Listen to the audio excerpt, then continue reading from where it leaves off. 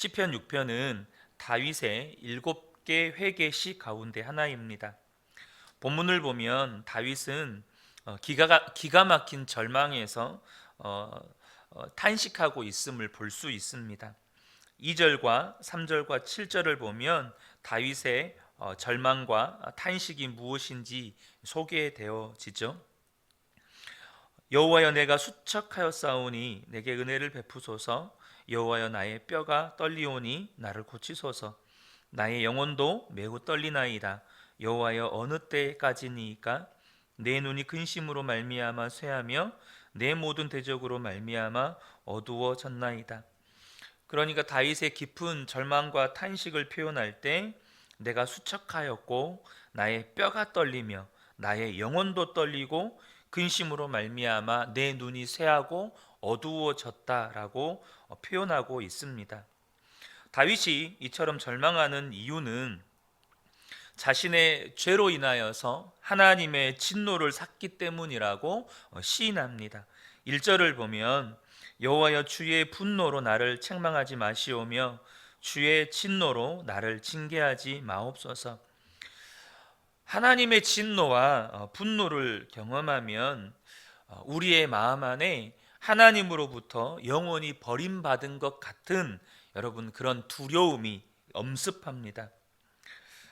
예수님께서도 십자가에서 하나님으로부터 버림을 받은 그런 절망을 경험하셨습니다. 마태복음 27장 46절을 보면 제9시쯤에 여호와께서 크게 소리질러 이르시되 엘리 엘리 라마 사박다니 하시니 이는 곧 나의 하나님 나의 하나님 어찌하여 나를 버리셨나이까 하는 뜻이라. 저와 여러분의 죄, 또 온 인류의 죄를 짊어지신 예수님은 십자가에서 하나님으로부터 버림받으셨습니다. 하나님께서는 온 세상의 죄를 짊어지신 예수님을 외면하신 것이죠. 이처럼 죄는 하나님과 우리 사이의 관계를 단절시킵니다. 예수님의 탄식은 예수님조차도 하나님과의 관계 단절이 얼마나 무섭고 두려운 일인지를 보여주는 것입니다. 하나님이신 예수님조차도 하나님과 단절되는 것을 두려워하셨고 절망스러워하셨습니다. 하물며 인생이 하나님으로부터 버림받은 것 같고 하나님으로부터 영원히 내처짐 당한 것 같은 그런 두려움이 나를 사로잡을 때 여러분 절망과 또 겪는 그 두려움이 어떻겠습니까? 본문 5절이 그러한 예수님의 심정과 같은 다윗의 고백입니다. 사망 중에서는 주를 기억하는 일이 없사오니 스올에서 주께 감사할 자가 누구리이까? 하나님과 관계가 단절된 그런 사망 가운데서 어찌 주를 기억할 수 있으며 지옥 가운데에서 어떻게 주님께 감사할 수가 있겠습니까? 사랑하는 성도 여러분, 하나님과 관계가 끊어진다는 건 인간이 겪을 수 있는 가장 큰 두려움입니다. 그곳이 지옥입니다. 여러분, 지옥이 어떤 곳입니까? 우리 부자와 거지 나사로의 비유를 통해서 잠깐 엿볼 수 있는 것 중에 하나가 여러분 물 한 방울의 잡이 하나님의 어떠한 은혜도 기대할 수 없고 베풀어지지 않는 곳이 여러분 지옥입니다. 여러분 지옥에서 당하는 고통도 고통이지만 우리가 여러분 정말로 목마를 때 물 한 모금 먹어봤으면 좋겠다. 그 물 한 모금에 여러분 자비가 얼마나 가치 있는지 아시잖아요. 그런데 그런 어떠한 물 한 방울의 자비와 은혜도 허락되지 않는 곳이 지옥입니다. 인생들에게 있어 하나님으로부터 버림받은 것보다 절망적인 것은 없을 것입니다. 그러한 기분이 나를 사로잡을 때 찾아오는 절망과 두려움이라고 하는 건 이루 말할 수가 없죠. 제가 24살에 다쳐서 이렇게 부상과 또 수술과 재활의 기간 동안 겪었던 절망의 감정 중 하나가 바로 이것이었습니다. 하나님께서 나를 버리셨다 이런 생각이 들었던 건 아닙니다. 그런데 지금도 분명하고 생생하게 기억나는 건 하나님께서 나에게서 고개를 돌리셨다라는 그런 감정이었습니다. 하나님께서 나에게서 고개를 돌리셨다라는 이 감정이 저를 사로잡았을 때 느꼈던 절망과 두려움이라고 하는 건 이루 말할 수가 없었습니다. 거기에서부터 시작된 자기 혐오, 자기 비하, 무엇보다도 인생에 대한 소망의 부재, 이것이 수년간 저를 괴롭혔었습니다. 여러분은 본문의 다윗과 같은 절망을 경험해 본 일이 있습니까? 하나님으로부터 버림받은 것 같은 절망, 혹은 하나님과 관계가 단절된 것 같은 절망, 혹은 그것과 유사하게 하나님이 나를 돌아보시지 않는구나, 하나님이 나에게서 고개를 돌리셨구나와 같은 그런 절망. 혹시 그렇지 않다 할지라도 혹시 저와 여러분의 인생 가운데 앞으로 이러한 절망이 찾아올 때 오늘 성경이 알려주시는 진리를 굳게 붙들게 되시기를 축복합니다. 성경이 우리에게 알려주시는 진리가 무엇입니까? 하나님은 결코 우리를 버리지 않으신다는 것과 하나님은 항상 우리를 사랑하신다는 것입니다. 그 증거가 바로 십자가와 우리 안에 오신 성령님입니다. 요한일서 4장 10절을 보면 사랑은 여기 있으니 우리가 하나님을 사랑한 것이 아니요 하나님이 우리를 사랑하사 우리 죄를 속하기 위하여 화목제물로 그 아들을 보내셨습니다. 로마서 5장 8절에서는 그 예수님의 십자가를 하나님의 사랑의 입증이라고 소개합니다. 그리고 그 사랑을 우리에게 확신시켜 주시려고 주님이 또 하신 일이 있는데 바로 성령님이십니다. 요한복음 14장 16절 17절을 보면 내가 아버지께 구하겠으니 그가 또 다른 보혜사를 너희에게 주사 영원토록 너희와 함께 있게 하리니 그는 진리의 영이라 세상은 능히 그를 받지 못하나니 이는 그를 보지도 못하고 알지도 못함이라. 그러나 너희는 그를 아나니 그는 너희와 함께 거하심이요 너희 속에 계시겠습니다. 아멘. 여러분, 하나님이 우리에게 알려주시는 절대적인 진리, 절대적인 선포, 그것은 하나님이 우리를 절대 버리지 않으신다는 것, 그리고 하나님이 우리를 사랑하신다는 것입니다. 여러분, 저와 여러분이 하나님이 나를 절대 버리지 않으신다는 것, 하나님이 나를 사랑하신다는 것, 이것을 확신한다면 가져야 할 믿음과 또한 믿음의 반응이 무엇입니까? 그것은요, 더욱더 기도하는 것입니다. 상황이 더욱더 절망적이고 하나님이 나를 버리신 것 같은 때에 더욱더 기도해야 한다는 것입니다. 그것이 믿음이고 그것이 믿음의 반응입니다. 여러분, 우리가 잘나서 하나님이 우리의 기도를 들어주십니까? 우리가 기도를 정말로 잘하면 쉬지 않고 새벽 예배하고 금식 기도를 밥 먹듯이 하고 한번 기도하면 3시간, 4시간 시간 갈 줄 모르게 잘 기도하기 때문에 여러분 하나님께서 우리 기도를 들어주십니까? 여러분, 그게 아니죠. 우리가 기도를 잘해서 우리가 어떤 열심이나 우리의 의가 있어서 하나님이 우리의 기도를 들어주시는 게 아닙니다. 그러면 우리가 왜 기도해야 합니까? 우리가 별로 기도도 잘 못하는데 예수님 때문에 우리에게 기도의 문이 항상 열려있기 때문입니다. 예수님 때문에 하나님께서 우리와 관계를 절대 절단하지, 하나님과 우리 사이의 관계를 항상 열어놓으시기 때문입니다. 여러분, 예수님 때문에 하나님과 우리 사이에 기도의 문이 열려 있습니다. 그러므로 저와 여러분은 예수님 안에서 언제든지 얼마든지 어떤 처지와 어떤 상황에 있든지 하나님을 아버지라고 부르면서 기도의 자리로 나아갈 수 있는 것이죠.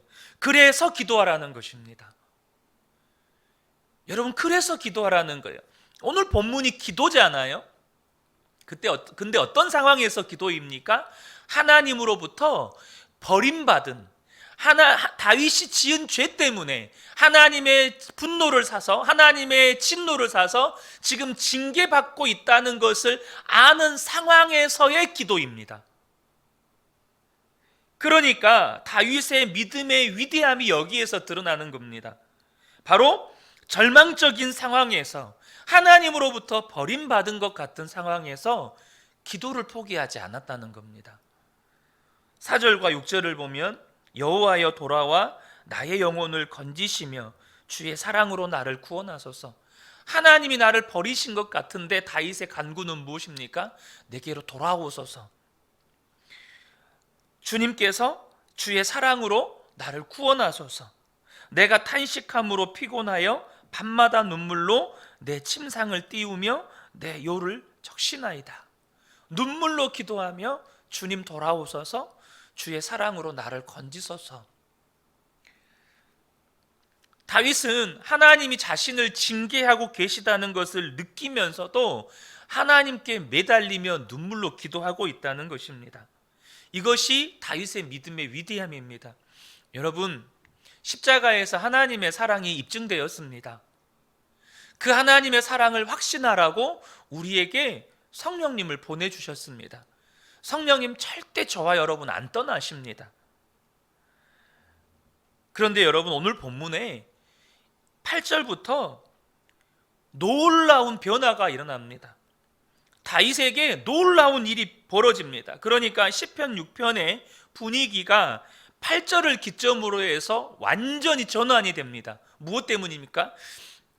지금 7절까지 분위기는 완전 절망입니다. 그런데 8절에서는 그 분위기가 급반전됩니다. 그러면 이 7절과 8절 사이에 무엇이 있어서 여러분 다윗이 이렇게 급변하는 상황의 전환을 경험합니까? 믿음의 기도가 있었다는 겁니다. 8절을 보겠습니다. 악을 행하는 너희는 다 나를 떠나라. 여호와께서 내 울음소리를 들으셨도다. 여호와께서 내 간구를 들으셨으며 여호와께서 내 기도를 받으시리로다. 내 모든 원수들이 부끄러움을 당하고 심히 떨미어 갑자기 부끄러워 물러가리로다. 다윗의 믿음의 기도 가운데 있었던 엄청난 변화는 뭐냐면, 여러분, 갑자기 상황이 확 바뀐 게 아닙니다. 그런데 이것이 왜 엄청난 변화냐? 7절까지 다윗을 사로잡았던 건 하나님으로부터 버림받았다는 절망과 두려움이었습니다. 근데 8절에서 다윗에게 일어났던 변화는 내 기도를 들으신다는 확신이었습니다. 주님이 지금 이곳에 나와 함께 계신다는 확신이었습니다. 여러분, 하나님께서 나와 함께 계시고 하나님께서 내 기도를 들으신다는 확신이 생기면 여러분, 절망은 사라지는 겁니다. 두려움은 사라지는 겁니다. 여러분, 그래서 믿음의 기도가 저와 여러분에게 필요한 것이죠. 저는 지금도 하교를 키웠을 때 이 돌 되기 전 하교에게서 일어났던 이 경험이 항상 제 마음 가운데 남아 있습니다. 지금은 암으로 돌아가신 저희 이모부께서 암 판정을 받고 병원에 입원해 계실 때 어머니를 모시고 부산 고신대학교 병원을 병문안 갔을 때입니다. 이모부 병실에 들어갔을 때 잠자는 하교를 침대 한켠에 뉘어놓고 이모부와 이런저런 대화를 나누고 있을 때였습니다. 잠에서 깬 하교가 주변을 두리번 살피는데 이모부는 그 하교의 모습이 예쁘셨던지 위에서 하교를 아래로 내려다 보시면서 까꿍 하시는 겁니다. 그런데 이모부를 처음 본 하교는 그 이모부의 얼굴을 보자마자 두려움에 사로잡히면서 얼굴 표정 가운데 이게 두려움이 그대로 드리워지는 겁니다. 그러면서 손가락을 연신 빨기 시작했습니다. 이대로 두면 얘가 이제는 울음을 터뜨리겠구나 라는 생각에 제가 얼른 하교하고 눈을 마주치면서 아빠 여기 있네 라는 말을 해주었습니다. 그러자 하교의 얼굴에서 그 즉시 두려움이 사라지고 방긋 웃으면서 자리에서 일어나 침대 난간을 잡고 이렇게 놀기 시작하는 겁니다. 지금 하교가 무엇을 확신하게 된 겁니까? 아빠가 지금 나와 함께 있구나라는 것을 확신하게 됩니다. 아빠가 나와 함께 있다는 걸 확신하게 되는 순간 하규의 얼굴에 드리웠던 모든 두려움이 떠나가는 겁니다. 여러분, 하나님과 관계가 끊어졌다, 하나님이 나를 버리셨다라고 하는 이것은 인생 가운데 최고의 두려움이고 절망입니다. 그런 상황에 직면했을 때 정말로 하나님이 나를 사랑하시고 하나님이 나를 떠나시지 않는다는 것을 믿는다면, 여러분, 그 믿음 가지고 예수님께서 십자가로 하나님과 우리 사이에 기도의 문을 열어놓으셨으니까 여러분, 기도의 자리로 나가시라는 겁니다. 그리고 하나님 앞에 다윗과 같이, 여러분, 하나님이 지금 나를 버리셨어, 하나님이 나의 죄 때문에 나를 징계하셨어, 이걸 알아요. 그럼에도 불구하고 기도의 문은 닫지 않으셨어. 하나님이 나를 버리시지 않으셨어. 하나님이 지금 나와 함께 계신다는 건 내가 모르겠지만 절대 하나님이 나를 떠나지 않아. 이걸 믿는다면 기도하는 겁니다. 그때 우리의 마음 가운데 주님이 베푸시는 은혜가 그 주님의 사랑을 확신하게 만들어 주시고 주님이 나와 함께 계심을 확신하게 만들어 주신다는 거예요. 여러분, 예수님이 십자가에서 나를 대신하여 버림받으셨기 때문에 우리 절대 버림받지 않습니다. 주님 절대 우리를 떠나지 않으십니다. 이것이 십자가 복음이에요. 여러분, 완전히 캄캄하고 막힌 공간에 쥐를 가두면 쥐는 30분 만에 죽는다고 합니다. 그런데 똑같은 상황에 한 줄기 빛만 비추어도 쥐는 36시간을 생존한다고 합니다.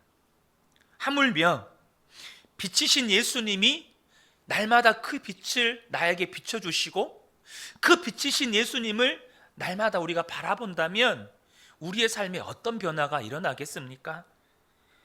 저는 우리 이 새벽에 저와 여러분이 기도의 자리로 나아갈 때 그 빛이신 주님이 나와 함께 계시다는 것, 그 주님이 나를 사랑하신다는 것을 더욱 확신하게 되어지는 은혜가 있으시기를 주님의 이름으로 축복합니다. 아멘.